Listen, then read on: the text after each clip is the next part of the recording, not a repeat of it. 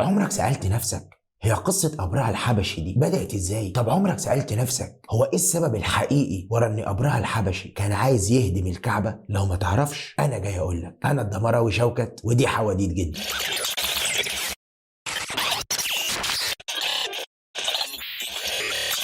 أهلا بيكم مرة تانية في صومعتي المتواضعة وحدوتة رمضانية جديدة. القصة بدأت لما بدأ ذو نواس في اليمن بحرق أصحاب الأخدود، وقدر واحد من أصحاب الأخدود إنه يهرب، وهرب من جنود ذو نواس في الصحراء، وفضلوا يجروا وراه الجنود لغاية ما وصلوا لمنطقة كثبان رملية. وقتها الجنود ما عرفتش تحدي فرجعوا وسابوه، وهنا قدر إنه يهرب منهم. وقعد يفكر انا ازاي اقدر اجيب حق اخواتي وحق اهلي اللي اتقتلوا على ايد ذو نواس. فقعد يفكر، قال لك انا نصراني، مين ممكن يجيب لي حقي؟ فكر في قيصر، قال لك بالظبط قيصر برضه نصراني ومتدين وشديد التدين، فانا اروح له اشتكي له، هو اكيد هيقدر يجيب لي حقي. وبالفعل سافر الراجل لغاية قيصر وحكى له القصة كلها، وقال له ان في ملك اسمه ذو نواس الحميري عمال يدبح ويقتل في اهلي وانت متدين وانت شديد التعصب للنصرانية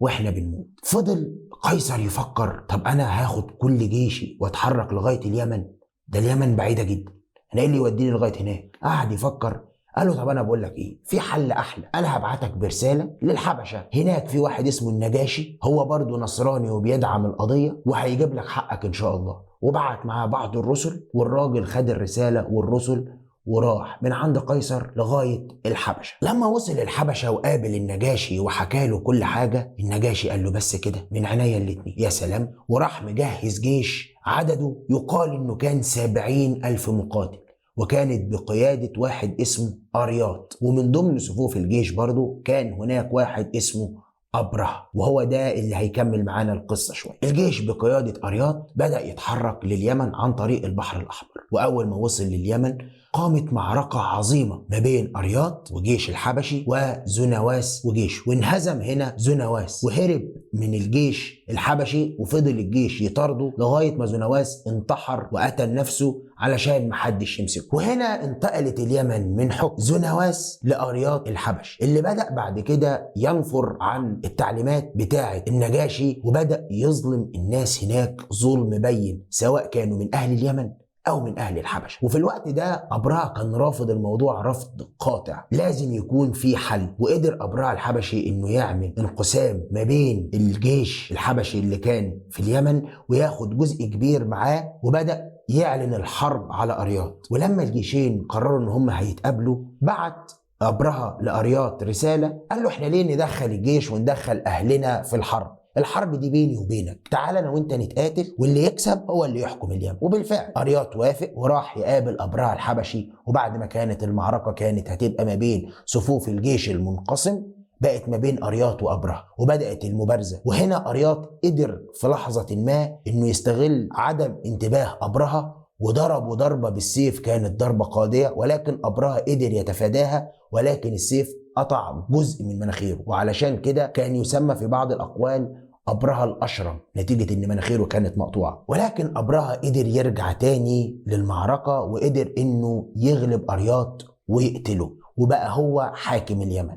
ولما الموضوع وصل للنجاشي اتعفرت واتعصب، وازاي اتنين من الحبشة يقابلوا بعض، بل وفي واحد منهم يقتل التاني، وقال بالحرف والله لأجمع جيشا لأذهب به إلى اليمن وأمرمغ رأسك في التراب يا أبرهة وأحلق لك شعرك. كان وقتها في الوقت ده العقاب إن أنا لو حلقت شعر القائد زيرو وخدت الشعر رميته مرمخته في تراب الأرض اللي هو فيها، ده ذل ومهانة. الخبر وقتها وصل لأبرهة، وأبرهة اترعب لأن النجاشي كان يملك جيش عظيم. بدأ يفكر يعمل إيه؟ جات له فكرة، حلق شعره وعباه في كيس، وبعت كمان كيس فيه تراب من اليمن وبعتها للنجاشي في الحبش، وبعت معاه رسالة. وكان نص الرسالة بيقول: يا نجاشي، لقد أبررت لك قسمك، وقد أرسلت لك شعري مع بعض تراب أرض اليمن، وما فعلت ذلك إلا بسبب ما فعله أرياط من ظلم شنيع للحبشة ومن ظلم لليمن، وفعلت كذا وكذا وأنا خادم مخلص و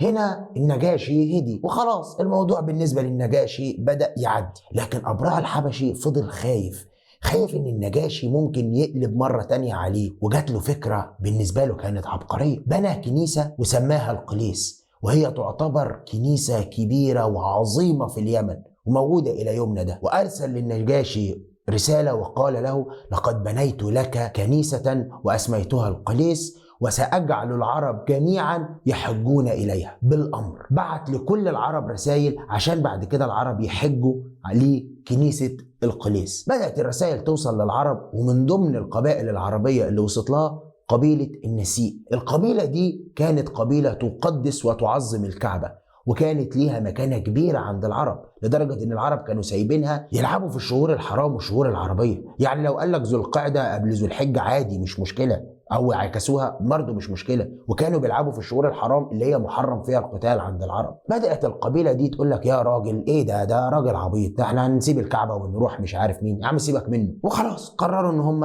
هيكبروا دماغهم منه. ولكن في واحد من قبيلة النسيء قرر انه يتخفى، وراح دخل اليمن ودخل كنيسة القليس وتبول فيها ووسخ قدرانها، وكتب أو أشهر إن هو من قبيلة النسيء، ورجع تاني. ولما أبرهة تاني يوم شاف اللي حصل وشاف كل القاذورات اللي موجودة، سأل الناس مين اللي عمل كده. قالوا له: ده واحد من قبيلة النسيء. قالوا له: إيه قبيلة النسيء دي؟ قالوا له: دي أحد قبائل العرب اللي بتقدس وبتعظم الكعبة.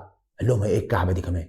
قالوا له: الكعبة دي اللي الناس بتحج لها أصلا من زمان. قال لهم: يعني في أصلا مكان الناس بتحج له، يعني أنا عشان أخلي الناس تحج للمكان بتاعي لازم المكان التاني ده يتهد. ومن هنا قرر أبرهة الحبشي إنه لازم هيهد الكعبة، وبدأ يجمع جيشه وعمل جيش عظيم، وخد معاه أكبر فيل في الحبشة وكان اسمه محمود. محمود مرة واحدة، طب يعني كنت خد أي حد تاني، خد الفيل محمود واتحرك علشان يروح يهدم الكعبة. وهو في طريقه عشان يهدم الكعبة قابلته بعض القبائل العربية اللي كانت: انت مجنون، انت راح تهد الكعبة، والله لا نقف لك ونعلم عليك.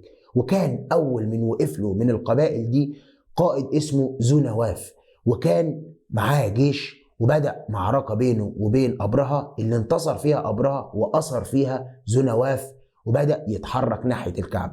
وهكذا كل شوية تطلع له قبيلة من قبائل العرب يهزمها ويؤسر قائدها ويتحرك معاه، لغاية ما وصل عند قبيلة الطائف اللي وقتها هم خافوا. قال لك ده ممكن يحرق القبيلة ويدمرها ويبيدها عن بكرة أبيها ومش هيبقى لينا مكان. فمحدش منها وقف قدام أبرهة الحبشي، وقالوا له: براحتك، لو عايز تروح تهدم الكعبة الطريق قدامك، اتحرك، احنا مش هنقف قدامك. قال لهم: طب فين الطريق للكعبة؟ قالوا له: ما نعرفش. وكانوا كلهم متفقين ان مفيش ولا مخلوق منهم هيقول له الطريق، لغاية ما طلع واحد من قبيلة الطائف وكان يدعى أبو رغال، وقال له: أنا عارف الطريق وتعالى أحركك ووديك ليها. وده يعتبر أول خاين في تاريخ الإسلام كله وفي تاريخ الدولة عموما، حتى قبل ما الإسلام يبدأ. عشان كده حتى في العرب كان أي حد يبقى كذاب أو منافق يقولوا له: لقد أصبحت مثل أبو رغال. حتى كانت كلمة أبو رغال أصلا دي بقت شتيمة. وبدأ يحركوا للكعبة، وهم في الطريق أبو رغال ده مات واتدفن في المكان اللي مات فيه، عشان أبرهة الحبشي ما كانش عنده وقت يروح يدفنه في أي حتة. وبقى المكان ده أصلا مكان لرمي الجمرات. قبل ما الاسلام يخش كانت الناس بعد ما تخلص طواف وحج يجوا يرموا عليه ويرجموه بقى: يا لعين، يا كذاب، يا خائن، يا كافر. يا كافر ايه؟ ما هم كلهم كانوا كفار، ما علينا. وبالفعل بدأ جيش أبرهة يقرب من مكة. وقتها أهل مكة كانوا بيرعوا الأغنام، فجنود الحبشة وجنود أبرهة أول ما وصلوا دخلوا على أهل مكة وسرقوا كل الأغنام والبعير، وكانت منهم 100 بعير لعبد المطلب اللي كان ساعتها هو سادة سادات مكة، وكان هو جد النبي صلى الله عليه وسلم. ولما الخبر وصل لعبد المطلب قرر ان هو عايز يقابل أبرهة، وبعت ان هو محتاج يقابل أبرهة، ولكن أبرهة رفض. فبعدها عبد المطلب قال لك: انا محتاج اقابله باي طريقه. فراح لذو نواف وقال له: انا لو عايز اقابل أبرهة الحبشي اعمل ايه؟ قال له: بص، عشان تعرف توصل له احنا ممكن نكلم لك السايس بتاع الفيل محمود، لان السايس كان ليه مكانه كبيره جدا، وخصوصا ان هو سايس الفيل اللي هيهدم الكعبه. فقال له: الراجل ده ليه كرامات ودلالات على أبرهة الحبشي، فممكن نكلمه لك، وانا صاحبته في الطريق،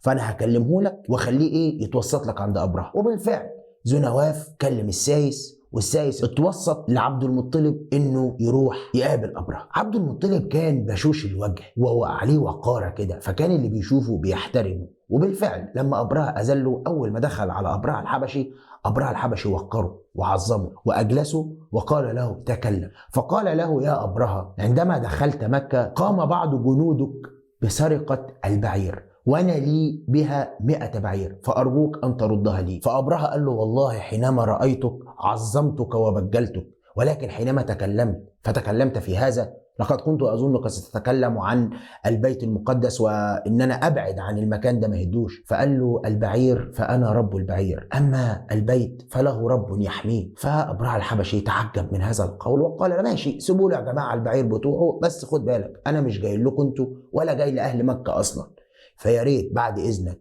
تمشي أهل مكة وتطلعوا بره، أنا جاي أهد الكعبة، ههدها وبعد كده رجعوا تاني مكة. وبالفعل عبد المطلب رجع. وانا كنت المفروض اقول سيدنا عبد المطلب ولا الناس هتهاجمني ولا ايه؟ ثانية. وبالفعل طلع عبد المطلب من عند أبرهة الحبشي وأمر أهل مكة كلهم إنهم يطلعوا بره مكة ويقعدوا على الجبل ويسيبوا أبرهة يتعامل. وبعد ما أهل مكة كلهم طلعوا وسابوا مكة كلها، بدأ أبرهة الحبشي يتحرك بالجيش ويقرب من الكعبة، وبدأ الفيل محمود يتحرك. وفجأة والفيل بيتحرك مرة واحدة راح واقف وبرك على الأرض وقعد ومش راضي يتحرك. يجيبوه يمين يجيبوه شمال، الفيل ما بيتعتعش، يغزوه بالسيوف ولا بيتحرك. بدأوا يشدوه يمين وشمال، الفيل راح قايم وغير وجهته عن الكعبة وبدأ يرجع لورا. يشدوه يروح في كل الاتجاهات إلا اتجاه الكعبة، كل ما يقرب منه يرجع تاني. وهم متخيلين بحوار الفيل ومش عارفين يحركوه، وإذ بهم يلاقوا سحابة سوداء كبيرة عمالة تقرب. ولما يشوفوا يكتشفوا ان هو بعض من الطيور هي شبه العصافير صغيرة، وهذا هو ما يقال عليه طير الأبابيل، طير صغير شبه العصافير، وكان كل طير معاه 3 حصوات، 2 في رجليه وواحدة في منقاره. وبدأوا يزقوا الحجر عليهم، الحجر كان ينزل على الجنود يسيح الجلد، وبدأوا الجنود يهربوا ويتخبطوا في بعض، والفيلة تجري والحصينة تجري. وأبرهة لما شاف الكلام ده ساب الجيش كله وهرب وطلع يجري علشان ما تصيبوش الحجر ده. وصدق قول الله تعالى في سورة الفيل: بسم الله الرحمن الرحيم: ألم ترى كيف فعل ربك بأصحاب الفيل ألم يجعل كيدهم في تضليل وأرسل عليهم طيرا أبابيل ترميهم بحجارة من سجيل فجعلهم كعصف مأكول. صدق الله العظيم. شكرا ليكم لو انتم بتتفرجوا لغاية دلوقتي على الحلقة. يا ريت لو عجبتكم الحلقة ما تنسوش تعملوا لايك وسبسكرايب وشير عشان توروا الحلقة دي للناس، وتفعلوا زرار الجرس عشان يوصل لكم كل جديد لما ننزل اي حاجة. واشوفكم في حدوتة رمضانية جديدة.